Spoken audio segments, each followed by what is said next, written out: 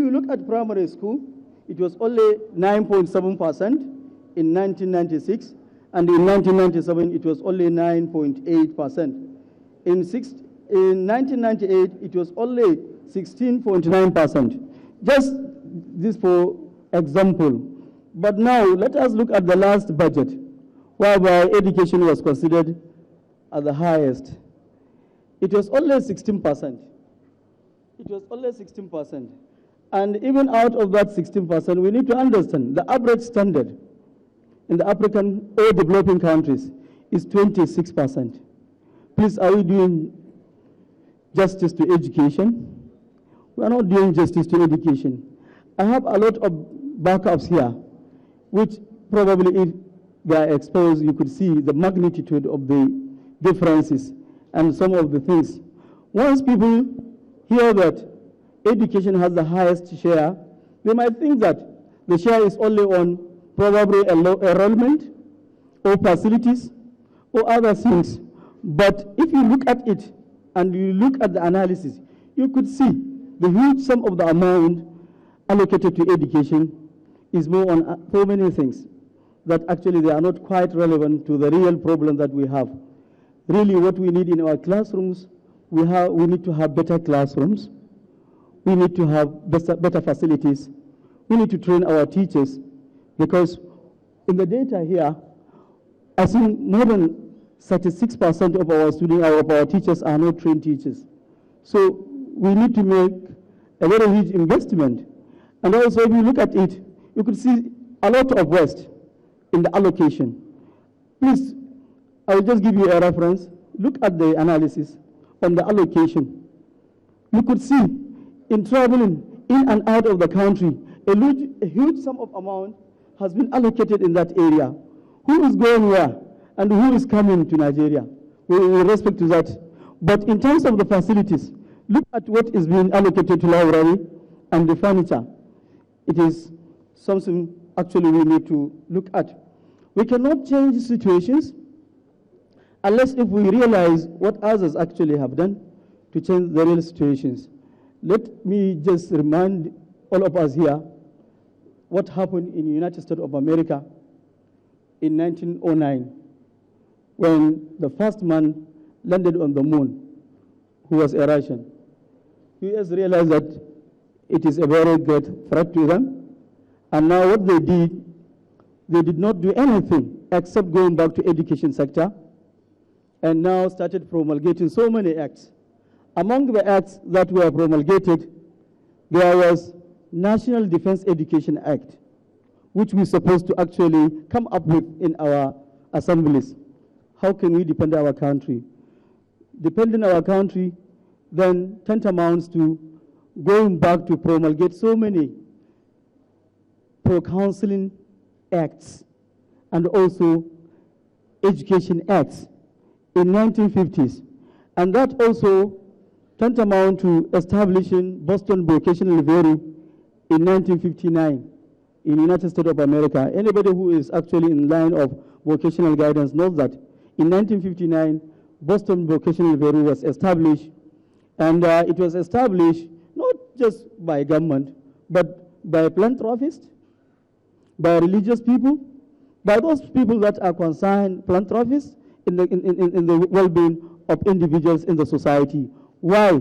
Just to do away with some of the moral decadence in the society, just to do away with some of the social vices, just to bring people to become responsible, to have something to do. In the Boston Vocational Bureau, what was done was not only providing jobs and trainings, but they also, hand in hand, analyze an individual. Majority of what actually we do not understand is that we have to analyze and appraise individuals before we now start thinking of where to place them, what to do. Because each and every one of us has potentials that when properly utilized, he can be able to become responsible in the country.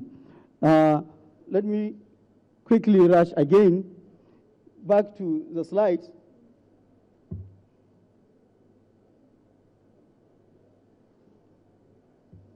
When we look at it, now, let us answer one of the questions with regards to vocational education in the APC states. The data that actually readily available is that of the situation, the critical situation that our vocational education is in most of our states. When I was posted to Garu Junior Secondary School as far back as 1991, I met in the school, there was a laboratory for introductory technology. But believe you me, nobody opened that laboratory because there was nobody who is competent enough to operate all the machines that were provided in that laboratories. And not only Garu Secondary School, I was also in government senior secondary school Kazaure. That was in 1990 before Jigawa was created. It was a senior secondary school, but still the laboratories were inoperative. It is almost the same situation in most of our technical schools. Even if there are the facilities, still some of those facilities are obsolete, that they are old modern. Nowadays, what is being emphasized in the vocational and other conventional education is not only the academic aspect of it, but the soft skills. What do you mean by the soft skills? Now we are no more digital or no more analog. We are now what? Digital in nature. Therefore, ICT must come in. But look at the situation. And when you go there, you could see that for a teacher to conduct an experiment or practicals, that teacher is in a dilemma. For example, there is need for you to buy some piece of wood. If you are teaching carpentry, probably there is no any allocation to it. Because what we fail to understand is that in the budget, we fail to understand there are other services in the school which actually must attract finance. So instead of actually allocating sufficient money for those services, we just fail to understand, we just give overhead for running vehicles and probably for just buying some few medicines in the school. And that is not enough. Now, let us hit the nail on the head. What are we going to do if the situation is just like that? It means we have to come up with everlasting solutions to those problems. Because of the time factor, I could not actually have time to read all what is on the slides, but you can go back and read. But one most important issue that I would like to draw your attention is that of guidance and counseling services in our secondary schools and in our primary schools, as well as in our tertiary institutions. Our institutions are full of serious problems. Some are personal in nature, some are social in nature, and the majority of them are educational in nature. And the worst part of it is that of vocational guidance. People getting the certificate, not knowing what to do, what to become in life, taking any opportunity. You are trained in a particular area, but you are taking any goddamn opportunity outside your area. That is why many people fail to get what we call realistic jobs. Therefore, in a nutshell, we need to also have a survey and collaboration, not only with government, but with private sector, sir. I would like to draw our attention that we have to really take our time to become very, very serious about these serious issues.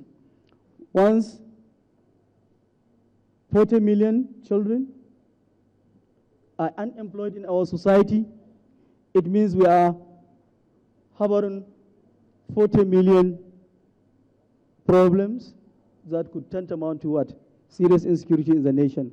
Those 40 million people in the next 10 years, they will actually become about 100 million, because obviously they will grow up and produce more and more children if we didn't do something serious.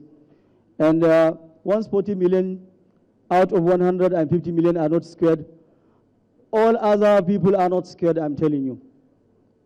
It is more of a serious issue that we need to live up to our expectation To this